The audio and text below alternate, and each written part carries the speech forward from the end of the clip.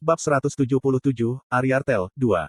Jangan lupa like dan subscribe, agar kami makin semangat upload lebih banyak. Seolah-olah waktu baru saja berhenti. Ariartel membeku dengan mulut terbuka lebar. Kemudian, setelah terlambat menutup mulutnya, dia mulai mempertimbangkan kata-kata Eugene dalam diam. Hamel, meskipun tidak terduga nama ini muncul, Ariartel segera dapat mengingat nama siapa itu. Petik 2. Hamel bodoh, kata Ariartel ragu-ragu. Eugene menghela nafas, mengapa tidak meninggalkan bagian bodoh saja?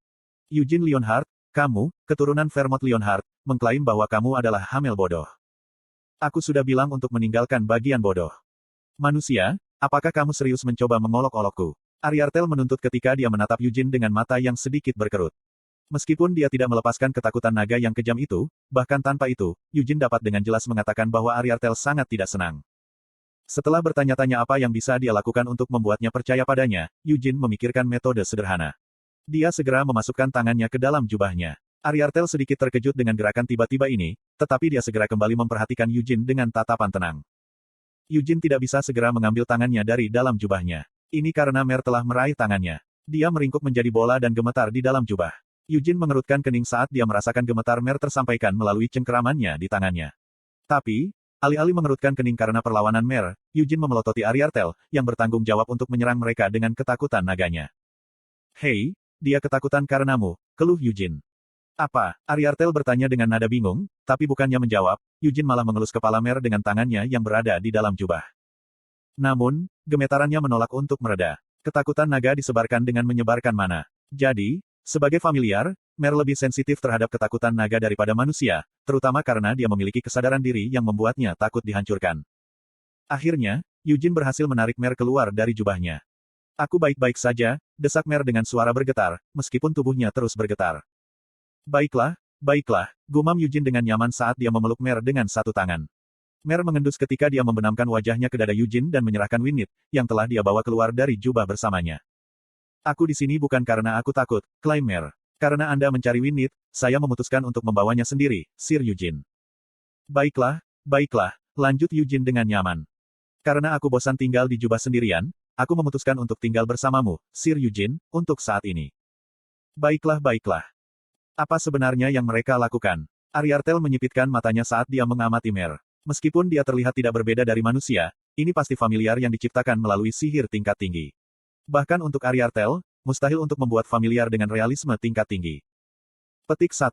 Baginya untuk memeluk familiar itu seperti dia masih kecil, pikir Ariartel dengan rasa ingin tahu.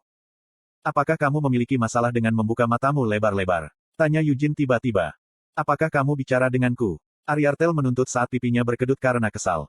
Alih-alih menjawab, Eugene menggambar Winnet. Angin segera menyelimuti bilah perak biru itu.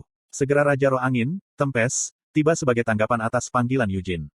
Tampaknya dia sudah memahami situasinya, karena Tempest muncul di depan Eugene dalam bentuk angin puyuh kecil daripada badai skala penuh biasanya. Petik 2. Raja Roh Angin, Ariartel mengenali Tempest. Setelah melihat bola bali antara Tempest dan Eugene, dia memiringkan kepalanya ke samping dan bertanya, kamu pasti belum memanggil Raja Roh dengan niat untuk melawanku, bukan? Tempest, beritahu dia tentang fakta bahwa aku hamil, perintah Eugene. Eugene tidak berniat melakukan sesuatu seperti melawan Ariartel, seekor naga, secara langsung. Dia baru saja memanggil Tempest karena dia membutuhkan penjamin.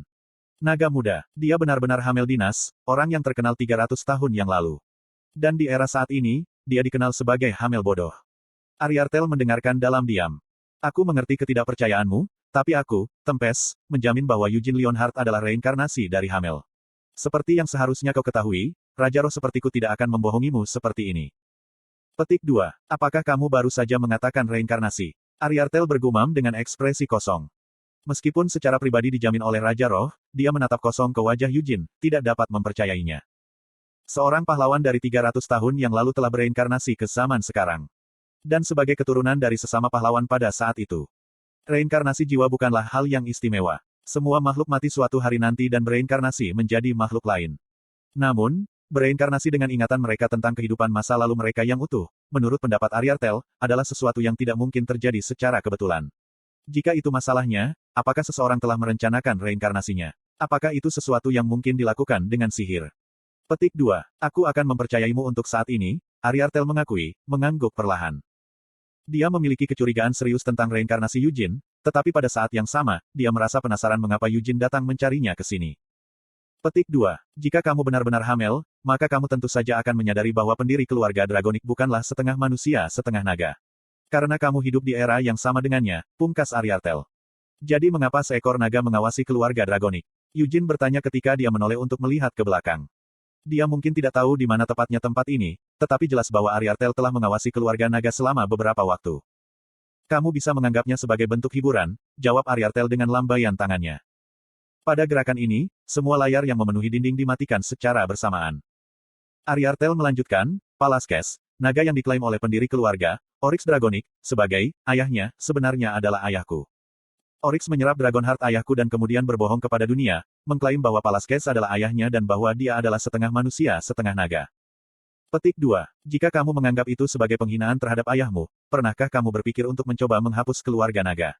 Eugene dibesarkan dengan hati-hati. Tidak, saya tidak menganggap itu sebagai penghinaan, Ariartel menyangkal. Ayahku meninggal saat aku masih berupa telur, dan naga tidak merasakan kasih sayang yang besar terhadap orang tua mereka. Tempest menyebut Ariartel sebagai naga muda. Eugene tidak tahu berapa lama umur naga atau berapa umur mereka untuk tetap disebut muda. Berapa usiamu? Eugene memutuskan untuk bertanya secara terbuka. Setelah mempertimbangkan, Ariartel akhirnya memutuskan untuk menjawabnya, aku sudah lebih dari 200 tahun. Jadi kamu lebih muda dariku, Eugene memotongnya dengan penuh kemenangan. Tempest menoleh untuk melihat ke arah Eugene dengan ekspresi bingung, dan bahkan Mer, yang wajahnya masih terkubur di dada Eugene, mengangkat kepalanya untuk menatapnya. Ariartel tampak sama bingungnya. Matanya melebar menjadi lingkaran saat dia melihat ke arah Eugene, dan dia memiringkan kepalanya ke sisi yang dimaksud. Eugene mengubah topik pembicaraan, meskipun saya tidak yakin tentang pertama kali Anda menembak ketakutan naga Anda ke arah saya, baru saja, Anda menembak ketakutan naga Anda ke arah saya karena Anda berpikir bahwa saya akan membunuh Leo, bukan? Bagi saya, sepertinya Anda tidak hanya menontonnya untuk hiburan Anda sendiri. Bukankah aneh bagiku membiarkan dia mati saat aku menonton? Kata Ariartel membela diri. Eugene mendengus pada jawaban yang tidak seimbang ini sambil terus menggosok punggung Mer. Sebenarnya saya tidak terlalu tertarik dengan alasan Anda melakukannya, aku Eugene. Tidak masalah bagiku apakah aku tahu atau tidak. Sementara Eugene bahkan tidak dapat menebak seperti apa bentuk kasih sayang keluarga versi naga, melihat bagaimana dia memandang mereka seperti ini, jelas bahwa Ariartel memiliki semacam keterikatan pada keluarga naga. Namun, itu bukan urusan Eugene. Meskipun dia mungkin telah mengembangkan rasa hormat untuk Alcester setelah diajari pedang kosong, ikatan antara Ariartel dan keluarga naga tampak beberapa kali lebih dalam dan lebih pribadi daripada ikatan antara Eugene dan Alcester. Jadi daripada misteri seperti itu, Eugene lebih mementingkan sesuatu yang dikatakan Ariartel sebelumnya. Petik 2. Apakah kamu mengatakan bahwa kamu adalah satu-satunya naga yang matanya masih terbuka di era sekarang? Eugene bertanya sebagai konfirmasi. 300 tahun yang lalu, para naga bertempur melawan Raja Iblis Penahanan dan Raja Iblis Kehancuran. Raja Iblis Penahanan mundur dari garis depan setelah membunuh 5 atau 6 naga, sementara Raja Iblis Penghancur membantai setengah dari semua naga. Selama pertempuran itu, Raizakia mengkhianati sesama naga. Dia membunuh Lord of All Dragons, yang telah memimpin mereka dari depan dengan serangan mendadak dari belakang, mengambil Dragon Heart Lord, dan kemudian melarikan diri dari garis depan. Petik 2. Hamil bodoh, kamu juga harus menyadari pertempuran seperti apa yang dilakukan naga 300 tahun yang lalu. Dalam pertempuran dengan Raja Iblis Kehancuran itu, hampir setengah dari naga berhasil bertahan hidup, tetapi yang selamat tidak terluka, kata Ariartel dengan nada muram. Di Helmut, mereka bertemu dengan seekor naga yang berada di ambang kematian. Naga yang kematiannya sudah dekat akan menemukan metode untuk membuat sisa umur mereka berharga, lanjut Ariartel. Petik 2. Eugene mendengarkan dalam diam. Ariartel menjelaskan, naga yang telah mati tidak akan meninggalkan jejak keberadaan mereka di dunia ini. Tulang, sisik, darah, dan jantung mereka, semuanya akan kembali kemana. Beberapa naga yang sekarat memutuskan bahwa mereka ingin meninggalkan hati mereka, dan ayahku, Palaskes, adalah salah satunya. Palaskes membuat penjara bawah tanah sebagai ujian kemampuan dan menyegel Dragon Heart-nya sendiri di akhir. Dia berharap seorang petualang luar biasa yang berhasil menerobos ruang bawah tanahnya akan menyerap Dragon Heart-nya dan terus berperan aktif dalam menyelamatkan dunia yang mengerikan ini. Meskipun dia tidak begitu luar biasa, Oryx Dragonik berhasil menerobos ruang bawah tanah seperti yang diharapkan Palaskes dan meletakkan tangannya di Dragon Heart. Dalam kehidupan sebelumnya, Hamel dan rekan-rekannya berhasil mendapatkan Dragon Heart melalui cara serupa. Naga yang kematiannya tidak dapat dihindari menghilang dari dunia seperti ini, sementara naga yang kondisinya sedikit lebih baik mengabdikan diri untuk merawat luka mereka sendiri. Namun, perang berakhir sebelum naga bisa pulih dan kembali ke medan perang, ungkap Ariartel. The Great Vermouth berhasil memeras sumpah dengan Raja Iblis Penahanan. Saya tidak tahu apa isi sumpah itu, aku Ariartel. Namun, setelah sumpah dilantik, semua naga memutuskan untuk hibernasi pada saat yang bersamaan. Saya, yang baru menetas pada waktu itu, diberi tugas mengelola buayan, dan tetap sendirian di dunia ini sendirian. Saat sumpah disebutkan, Eugene melirik Tempest. Namun, Tempest tidak menunjukkan reaksi apapun terhadap ini. Tempest mungkin telah menyadari bahwa para naga telah berhibernasi, tetapi tampaknya dia tidak dalam posisi untuk mengungkapkan ini tanpa izin. Bukankah mungkin bagi mereka untuk menyembuhkan luka mereka tanpa tidur? Eugene bertanya dengan ragu. Aku juga tidak tahu mengapa semua naga lainnya berhibernasi secara bersamaan. Itu harus menjadi penjelasan yang memuaskan untuk pertanyaan Anda. Jadi, Hamil bodoh, urusan apa yang membuatmu datang mencari naga? Ariartel bertanya sambil menunjukkan kekuatan penuhnya. Konten iklan. Meskipun sangat menarik bahwa yang ada di depannya adalah reinkarnasi dari seorang pahlawan dari 300 tahun yang lalu, tidak ada alasan bagi Ariartel untuk menundukkan kepalanya di depannya. Aku ingin meminjam kekuatanmu, ungkap Eugene tanpa ragu. Mendengar kata-kata ini, Ariartel mendengus seolah-olah dia mengharapkan dia mengatakan sesuatu seperti itu dan menggelengkan kepalanya. Betapa disesalkan, Hamil bodoh, kamu sepertinya ingin meminjam kekuatanku untuk mengakhiri penaklukan Raja Iblis. Yang tidak dapat Anda capai sepenuhnya 300 tahun yang lalu, tetapi sayangnya saya tidak dalam posisi di mana saya dapat menjadi sangat terlibat dalam urusan dunia. Apa yang kamu bicarakan? Eugene menyela. Bagaimana mungkin kau mengharapkanku untuk bergabung dengan naga yang baru berumur 200 tahun untuk mengalahkan Raja Iblis?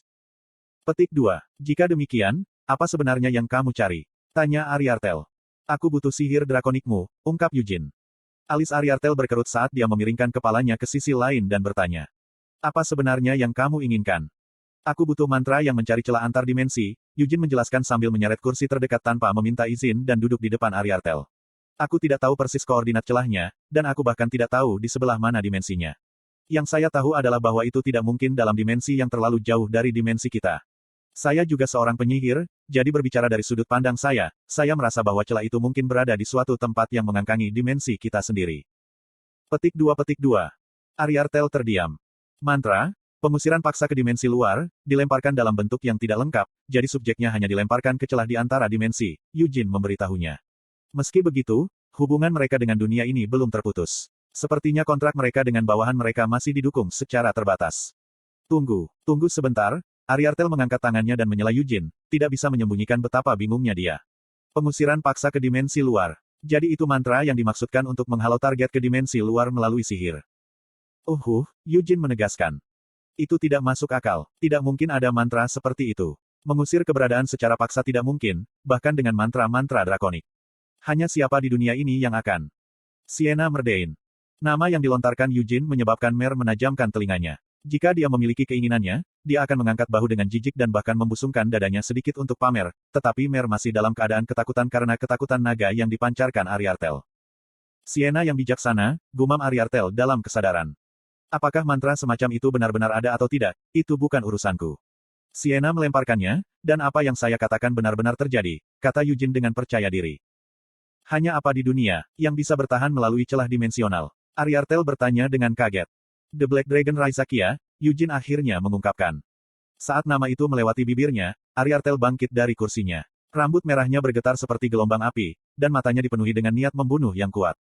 Dia bahkan mulai memancarkan ketakutan naganya dengan kejam. Sambil memeluk Mer yang gemetar dengan cengkeraman yang lebih erat, Eugene memelototi Ariartel. Dia mengutuk, brengsek, aku sudah bilang jangan lakukan itu. Ariartel meraung, Raizakia, naga hitam, Anda sedang berbicara tentang Raizakia Kastil Iblis Naga. Hamil bodoh, apakah kamu benar-benar mencoba menyelamatkan Raizakia dari celah antar dimensi? Petik 2. Apakah dia harus terus menggunakan nama bodoh itu dan memanggilnya Hamil bodoh? Tidak mungkin dia bisa berpikir bahwa memanggilnya dengan gelar itu menunjukkan martabat drakoniknya, kan?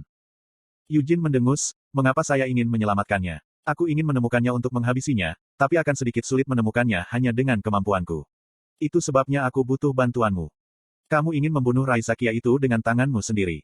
Hamil bodoh, aku tahu kamu adalah pahlawan di masa lalu, tapi kamu tidak bisa membunuh Raizakia dengan kekuatanmu saat ini. Ariartel menghukum. Aku akan mengurusnya sendiri, jadi. Untuk saat ini, tenanglah, cabut ketakutan nagamu, dan duduklah, perintah Eugene dengan tenang. Dan berhenti memanggilku bodoh. Aku akan membantumu. Raizakia adalah pengkhianat semua naga. Kesalahannya harus berakhir di tangan kami para naga. Tunggu, tidak, Ariartel terdiam, matanya melebar. Dia menutupi kepalanya dengan kedua tangan, mengerang, lalu duduk sambil menghela nafas. Apakah aku benar-benar? Tidak mungkin. Saya sudah memiliki misi yang berbeda. Tidak, berhenti. Aku bahkan tidak pernah memintamu untuk bertarung bersamaku, jadi mengapa kamu membuat keributan sendirian? Saya hanya ingin Anda memberitahu saya metode untuk menemukan celah antar dimensi tempat Raizakia terperangkap, Eugene mengingatkannya. Mantra seperti itu tidak ada, kata Ariartel sambil berpikir sambil mengetuk pelipisnya. Kesenjangan dimensi. Jika kontrak antara master dan bawahannya masih utuh, itu artinya hubungannya dengan dunia belum sepenuhnya terputus. Namun, jika kontrak semacam itu berada di bawah kendali penuh nahoda, dan kontraktor tidak dapat menentangnya atau bahkan mengganggunya, maka, Ariartel bergumam pada dirinya sendiri selama beberapa waktu. Eugene meninggalkan Ariartel sendirian saat dia sibuk dengan ini dan berbalik untuk melihat sekeliling ruangan. Eugene masih belum tahu persis di mana tempat ini. Dia pertama kali memutuskan untuk mendekati jendela dan melihat keluar, hanya untuk melihat pemandangan desa terpencil. Tempat ini sepertinya ada di Kiel. Tapi di mana tepatnya? Eugene berpikir dengan rasa ingin tahu. Untuk saat ini, yang dia tahu hanyalah bahwa rumah ini bukanlah rumah bangsawan atau pedagang kaya. Itu hanya sebuah rumah kecil biasa yang bisa Anda temukan di desa manapun.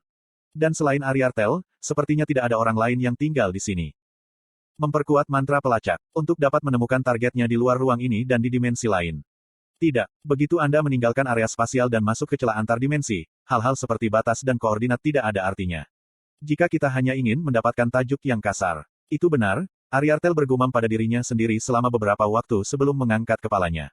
Petik 2. Mari bekerja sama. Bagaimana Anda ingin melakukan itu? Tanya Eugene. Aku akan menempatkan sihir drakonik yang diperlukan untuk melacak Raizakia dalam sebuah artefak. Namun, tidak mungkin menemukan Raizakia hanya dengan ini. Kami membutuhkan sesuatu yang berhubungan dengan Raizakia, Ariartel memberitahunya. Terhubung, Eugene mengulangi. Sesuatu seperti barang yang sudah lama dibawa Raizakia bersamanya. Semakin lama suatu barang dibawa bersamanya, semakin banyak energi spiritualnya yang seharusnya diserap, dan energi spiritual semacam itu pasti memiliki watak pemiliknya yang terukir di dalamnya, jelas Ariartel. Item? Katamu, bagaimana dengan darah? Eugene bertanya, matanya cerah. Darah. Ketika Ariartel memintanya untuk menjelaskan, Eugene memberitahunya tentang kemungkinan bahwa Raizakia yang saat ini memerintah kastil iblis naga bukanlah Raizakia sendiri dan mungkin hanya tetasannya. Berbeda dengan kontraktor, ikatan darah semacam itu sama-sama mengekang kedua belah pihak. Jika itu benar-benar tukik Raizakia, maka kita mungkin bisa menemukan Raizakia melalui dia, Ariartel menegaskan dengan optimis. Mendengar semua ini, Eugene mengeluarkan akasha dari sakunya. Mata Ariartel bergetar ketika dia melihat permata merah bersinar di ujung tongkat. Ini adalah tongkat yang dibuat menggunakan hati naga dan cabang pohon dunia. Ariartel menelan ludah, terpesona oleh kekuatan tongkat itu. Apa yang sedang kamu lakukan? Ariartel bertanya begitu dia menenangkan diri. Bukankah mantra drakonik seperti itu bekerja dengan baik saat diukir di akasha? Efeknya juga harus diperkuat, tebak Eugene. Mungkin begitu, tapi aku tidak akan bisa mengukir mantra seperti itu sekarang, Ariartel memberitahunya. Kalau begitu aku akan menyerahkannya padamu untuk saat ini, jawab Eugene padanya dengan tenang dan menyerahkan akasha ke Ariartel. Bisakah saya kembali untuk mengambilnya dalam waktu seminggu? Waktu sebanyak itu, seharusnya cukup, Ariartel setuju. Sikap Eugene membingungkan Ariartel. Meskipun dia adalah seekor naga, manusia ini tidak menunjukkan rasa hormat yang pantas untuk seekor naga. Sebaliknya, rasanya seperti dia mempercayakan barang ini padanya seperti dia adalah pandai besi biasa atau penjahit. Ngomong-ngomong, kamu dan Lady Charmaine, kenapa kamu membuat genosida surga itu untuknya? Eugene bertanya dengan rasa ingin tahu. Apa itu, genosida surga? Ariartel bertanya dengan bingung. Apakah dia hanya berpura-pura tidak tahu? Dengan sedikit malu, Eugene menjelaskan, itu benda itu. Benda yang biasanya terlihat seperti jam saku, tetapi jika Anda meneriakkan, perubahan bentuk, ia akan mengalami transformasi yang aneh. Petik 2. Apakah kamu berbicara tentang sarung tangan alkimia? Ariartel bergumam. Itu semua karena pertemuan yang tidak disengaja. Beberapa dekade yang lalu, Ariartel telah melakukan apa yang dia lakukan setiap hari, menikmati waktu luangnya sambil menonton adegan rumah dragonik diputar di dinding penglihatannya. Dia tertarik pada wanita dari klan Lionheart yang tiba di mansion beberapa hari yang lalu. Meski kepribadiannya agak aneh, Ariartel mengagumi ketampanan dan keterampilan bela dirinya. Alcester berusia 5 tahun saat itu, tetapi tidak seperti ayahnya, yang tidak memiliki bakat apapun. Alcester sangat dewasa sebelum waktunya. Jika anak itu menjadi patriark berikutnya, maka keluarga dragonik akan menikmati kekuatan yang lebih besar dari sebelumnya. Lalu, bagaimana jika mereka berhasil mengatur pertunangan dengan klan Lady of the Lionheart di atas itu? Kehidupan sehari-hari seekor naga cukup membosankan. Jadi naga menghilangkan kebosanan hidup mereka melalui berbagai hiburan. Untuk alasan yang sama aku mengawasi keluarga dragonik. Menyaksikan manusia-manusia ini menjalani hidup mereka yang singkat dengan penuh semangat dan bahkan melacak kemajuan sebuah keluarga adalah hiburan yang cukup imersif, bahkan untuk seekor naga. Bisa dikatakan mirip dengan bagaimana manusia menonton pertunjukan kreatif seperti opera dan sandiwara, jelas Ariartel. Bertentangan dengan apa yang diharapkan Ariartel, Charmaine tidak merasakan kasih sayang apapun terhadap Alcester. Itu sama untuk Alcester. Pertama-tama, Charmaine berusia 17 tahun saat itu, sedangkan Alcester baru berusia 5 tahun. Meski belum ada kemajuan dalam hal hubungan, Ariartel tidak pernah kehilangan minat menonton Charmaine Lionheart. Ini karena Charmaine lebih aneh daripada manusia manapun yang pernah dilihat Ariartel sejauh ini. Petik 2. Charmaine Lionheart adalah manusia yang mempesona. Ketika dia sendirian di kamarnya, dia pernah menggambar lingkaran sihir aneh di lantai dan mencoba merapal mantra sendirian. Itu hanya coretan tanpa pengaruh magis, dan mantra yang dia ucapkan adalah, Ariartel ragu-ragu. Eugene mengerang, kurasa aku tidak benar-benar ingin tahu apa yang dia katakan. Aku juga tidak ingin mengatakannya, Ariartel setuju. Ariartel menjadi ceroboh. Dia tidak bisa tidak memikirkannya seperti itu. Charmaine sangat menyenangkan untuk ditonton sehingga dia akhirnya mengawasi Charmaine terlalu dekat. Tidak, lebih dari itu terjadi karena Ariartel tidak pernah membayangkan bahwa Charmaine akan bersikap seperti itu. Suatu hari, setelah Charmaine Lionheart kembali dari pelatihannya dan selesai mandi, dia terpikat dengan bayangannya di cermin. Ariartel memulai. Apa? Eugene menggonggong bingung. Bukankah manusia terkadang berperilaku seperti itu? Ariartel bertanya, dengan rambutnya yang masih basah kuyup, matanya berair, dan terengah-engah. Charmaine Lionheart tampaknya benar-benar menghargai penampilannya sendiri, hanya saja dia tiba-tiba membanting tinjunya ke cermin. Petik 2. Tidak, hanya apa? Eugene bertanya sekali lagi. Charmaine akhirnya melewati cermin itu dan tiba di sini, ekspresi Ariartel kusut saat mengingat momen itu. Saat itu, Ariartel benar-benar dipukul tepat di mata oleh kepalan tangan Charmaine, tetapi dia tidak memiliki keinginan untuk membiarkan insiden seperti itu keluar dari bibirnya. Ariartel melanjutkan, sarung tangan alkimia adalah sesuatu dari sarang ibuku, artefak pertempuran yang dapat mengubah penampilannya sebagai respons terhadap darah pemiliknya. Saya memberinya sarung tangan alkimia itu sebagai pengingat untuk merahasiakan pertemuan kita dan sebagai penghormatan kepada manusia dengan bakat luar biasa. Jauh di lubuk hatinya, dia sebenarnya berharap Charmaine akan mengembangkan hubungan yang baik dengan Alcester setelah menerima hadiah seperti itu dan mengetahui bahwa ada seekor naga di belakang keluarga Dragonic. Charmaine berjanji dengan Ariartel untuk tidak memberitahu siapapun, tapi itu tidak masalah selama Charmaine sendiri tahu. Untuk sebuah keluarga dengan seekor naga yang mengawasi mereka dari belakang layar, Ariartel tidak berpikir bahwa Charmaine akan terlalu tidak biasa untuk mempertimbangkan menikahi seorang anak laki-laki yang 12 tahun lebih muda darinya. Bertentangan dengan keinginannya, bagaimanapun, Charmaine pada akhirnya tidak menikah dengan Alcester.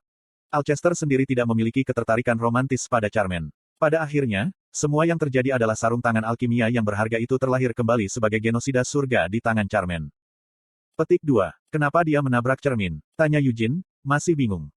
Lebih dari beberapa orang akan merasa bahwa pantulan mereka di cermin terlihat cukup seksi setelah mandi. Tapi mengapa dia kemudian menabrak cermin? Lebih dari segalanya, Eugene tidak bisa memahami fakta ini.